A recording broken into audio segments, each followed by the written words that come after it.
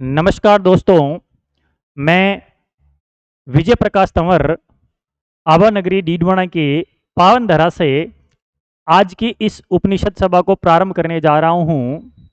आज हम जिस व्यक्तित्व के बारे में चर्चा करने जा रहे हैं, उनकी शुरुआत मैं इन दो पंक्तियों से करना चाहूँगा कि तख्त गिरेगा, ताज गिरेगा, ए जुल्मी तेरा पूरा समाज गिरेगा। तख्त गिरेगा, ताज गिरेगा, ए जुल्मी तेरा पूरा समाज गिरेगा।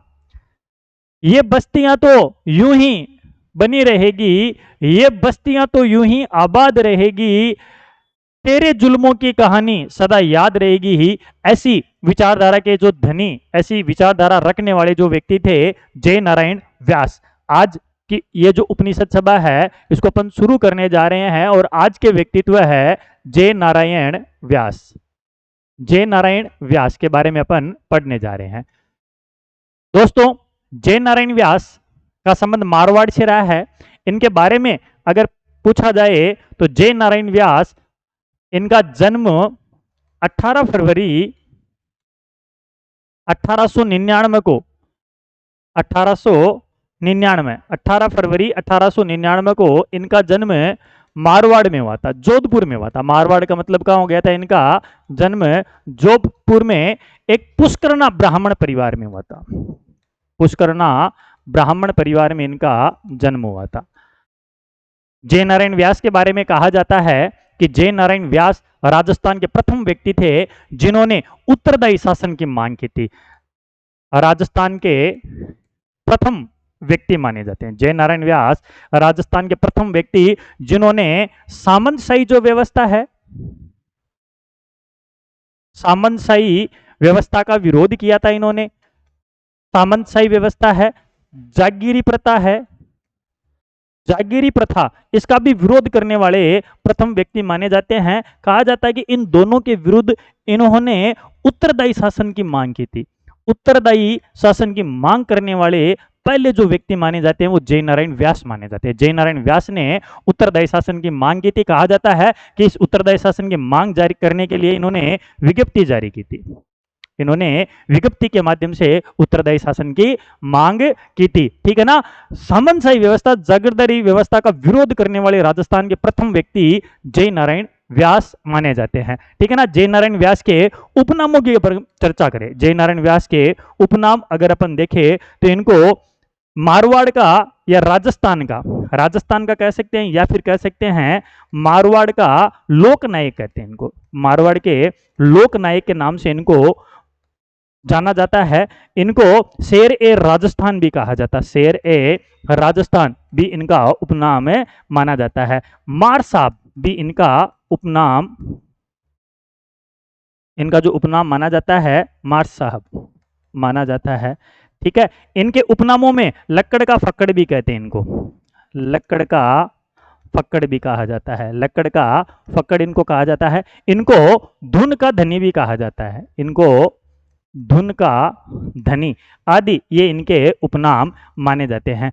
दोस्तों, जय नारायण व्यास जिनका संबंध अपने राजस्थान से रहा, मारवाड़ से रहा है, और इनके बारे में कहा जाता है कि जब राजस्थान के प्रथम आम चुनाव होते हैं ना, तो इनको मुख्यमंत्री बनाने की योजना बनाई जा रही थी। इन्होंने जो जो काम किए उनके बारे में अपन चर्चा करते हैं। इनका जन्म जोधपुर में होता है। इन्होंने सबसे पहले 1918 ईस्वी में पुष्करना युवक मंडल की स्थापना की थी। 1918 में पुष्करना युवक मंडल की स्थापना की थी। यह इनका पहला काम माना जाता है। जोधपुर में इन्होंने पुष्करना युवक मंडल की स्थापना की थी। ठीक है? दूसरे कार्य की अगर बात करें तो 1920 ईस्वी में इन्होंने जोधपुर या अपन कह सकते हैं मारवाड़ सेवा संघ की स्थापना की थी। 1920 में मारवाड़ सेवा संघ की स्थापना की थी। कहा जाता है इस मारवाड़ सेवा संघ के माध्यम से इन्होंने तोल आंदोलन चलाया था।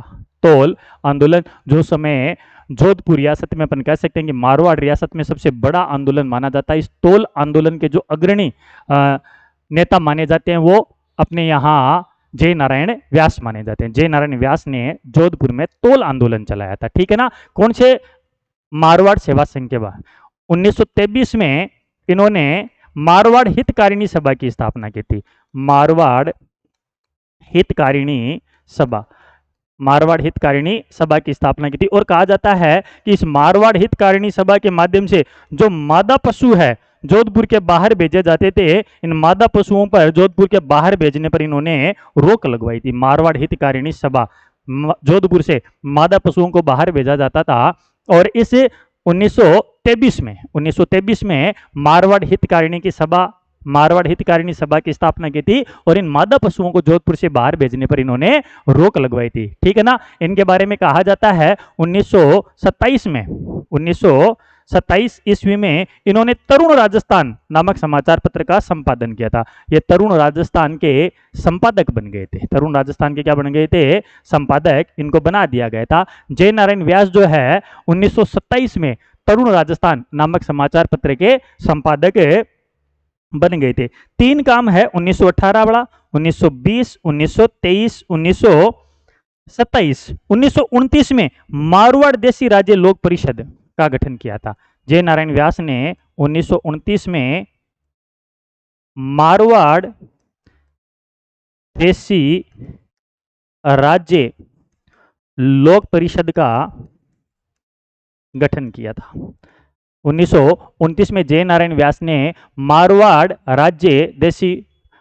देशी राज्य लोक परिषद का गठन 1929 में किया था। इनके बारे में कहा जाता है कि इस मारवाड़ देशी राज्य लोक परिषद का ये जोधपुर में अधिवेशन आयोजित करना चाह रहे थे और सरकार ने इस मारवाड़ राज्य देशी लोक परिषद को प्रतिबंधित कर दिया गया था और इनके भी, जय नारायण व्यास के भी जोधपुर प्रवेश पर प्रतिबंध लगा दिया गया था। तो कहा जाता है कि इन्होंने इस देशी राज्य लोक परिषद का जो अधिवेशन है वो पुष्कर में आयोजित किया था। यहां से ये पुष्कर अजमेर चले गए थे और पुष्कर अजमेर में इन्होंने इस मारवाड़ देशी राज्य लोक परिषद का अधिवेशन आयोजित किया था। और कहा जाता है इस अधिवेशन में कस्तूरबा गांधी, महात्मा गांधी जी की पत्नी कस्तूरबा गांधी और काका कालेलकर उपस्थित हुए थे। काका कालेलकर, इन दोनों ने इस देशी राज्य लोक परिषद में भाग लिया था। ये इस देशी राज्य लोक परिषद में उपस्थित हुए थे। ये 1929 में। 1931 में इन्होंने मारवाड़ यूथ लीग की स्थापना की थी। 1931 में इन्होंने मारवाड़ यूथ लीग की स्थापना की थी। 1931 में मारवाड़ यूथ लीग की स्थापना की। ये जो मारवाड़ यूथ लीग है इसका काम था ग्रामीण क्षेत्र में जन जागृति करना। ग्रामीण क्षेत्र में जन जागृति का जो काम है वो इस मारवाड़ यूथ लीग का माना जाता है। 1918 में पुष्करणा युवक मंडल की स्थापना की थी। 1920 में इन्होंने मारवाड़ सेवा संघ की स्थापना की थी। 1923 में इन्होंने मारवाड़ हितकारिणी सभा की स्थापना की थी। 1927 में तरुण राजस्थान के संपादक बने थे। 1929 में मारवाड़ देशी लोक परिषद का गठन किया था। 1931 में मारवाड़ यूथ लीग की स्थापना की थी। और इस मारवाड़ यूथ लीग का जो काम माना जाता है वो ग्रामीण क्षेत्रों में जनजागृति का माना जाता है। इनके बारे में कहा जाता है कि जय नारायण व्यास ने 1932 में एक राजस्थानी भाषा का समाचार पत्र निकाला था जिसका नाम था आगी बाण।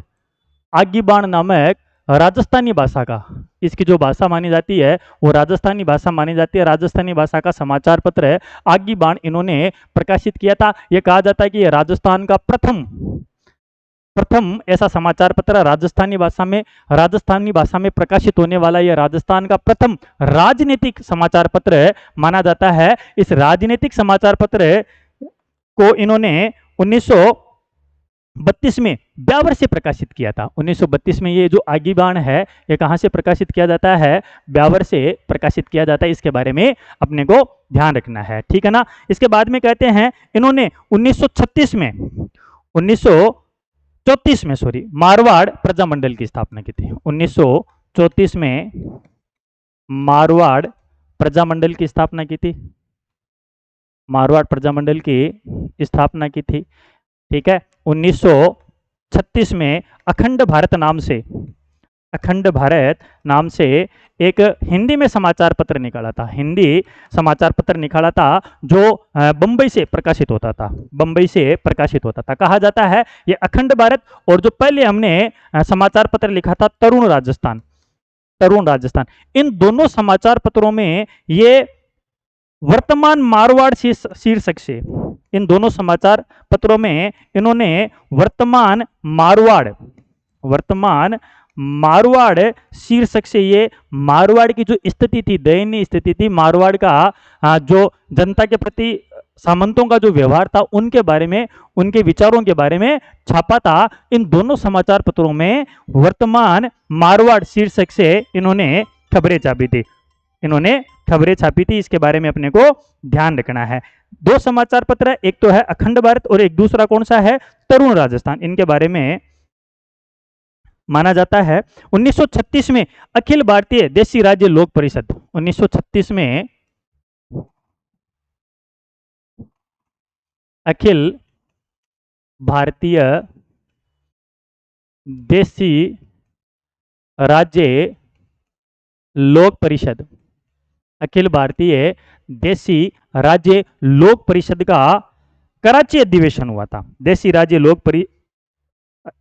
राज्य लोक परिषद का कराची अधिवेशन हुआ था। कहा जाता है इस कराची अधिवेशन में जे नारायण व्यास को महामंत्री बना दिया गया था। जे नारायण व्यास को क्या बना दिया गया था, महामंत्री इनको बना दिया गया था 1936 में अखिल भारतीय देशी राज्य लोक परिषद का कराची अधिवेशन होता है। कौन सा अधिवेशन होता है, कराची अधिवेशन होता है। इसके बारे में अपने को ध्यान रखना है। इस कराची अधिवेशन में इनको क्या बना दिया जाता है, कराची अधिवेशन में इसको महामंत्री बना दिया जाता है। 1942 में मारवाड़ लोक परिषद के सत्याग्रह आंदोलन के समय, 1942 में मारवाड़ लोक परिषद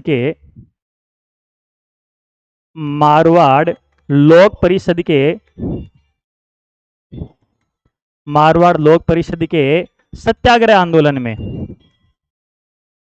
मारवाड़ लोक परिषद के सत्याग्रह आंदोलन में इन्हें प्रथम डिटेक्टर घोषित किया गया था। प्रथम डिटेक्टर का मतलब होता है तानाशाह। प्रथम डिटेक्टर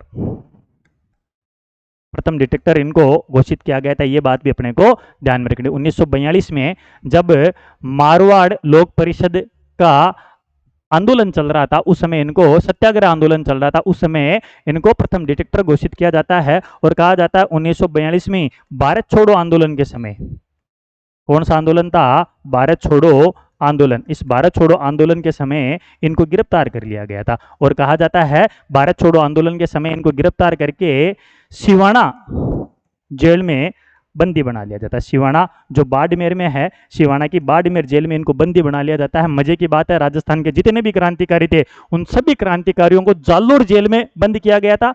एकमात्र अकेले शेर राजस्थान जय नारायण व्यास को सिवाना दुर्ग में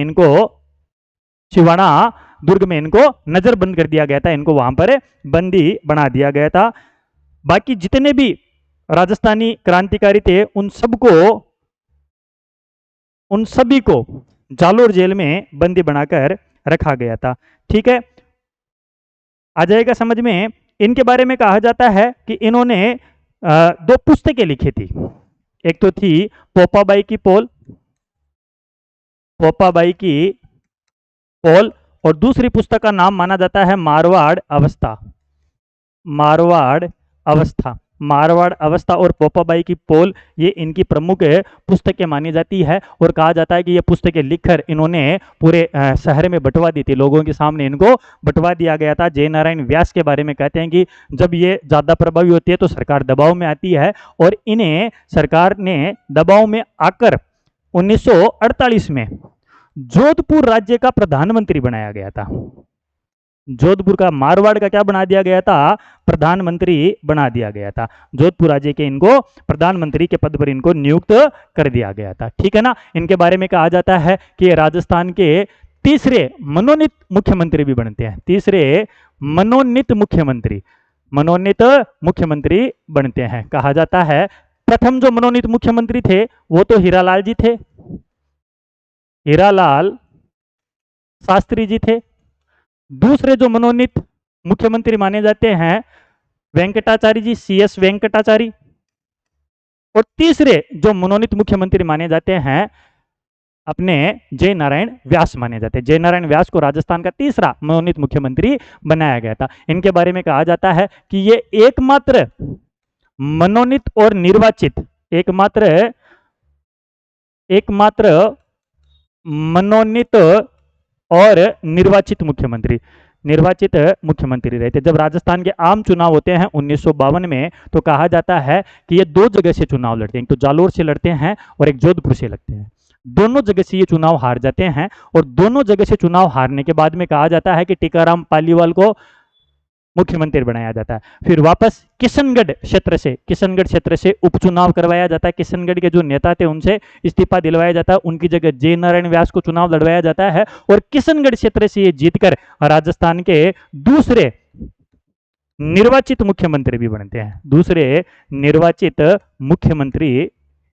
हैं, ठीक है ना।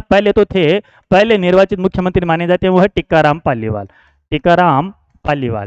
पालीवाल से इस्तीफा दिलवाया गया था और टीकाराम पालीवाल से इस्तीफा दिलाकर वापस जो मुख्यमंत्री है इनको बनाया गया था। इनकी जो मृत्यु है, जय नारायण व्यास की जो मृत्यु है वो दिल्ली में हो जाती है। जय नारायण व्यास की मृत्यु दिल्ली में 14 मार्च 1963 को हो जाती है। 14 मार्च 1963 को दिल्ली में इनकी मृत्यु हो जाती है ना। इन्हीं के नाम पर जोधपुर में जय नारायण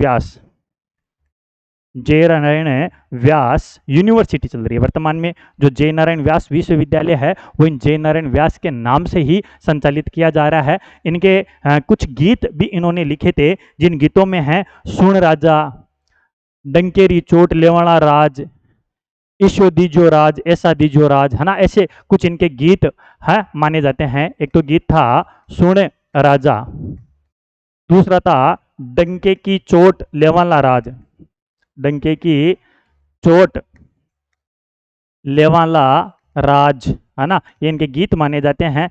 और एक है ऐसो दीजो राज, ठीक है ना। ऐसे कुछ इन्होंने प्रसिद्ध गीत भी लिखे थे जो बहुत प्रसिद्ध हुए थे। धन्यवाद।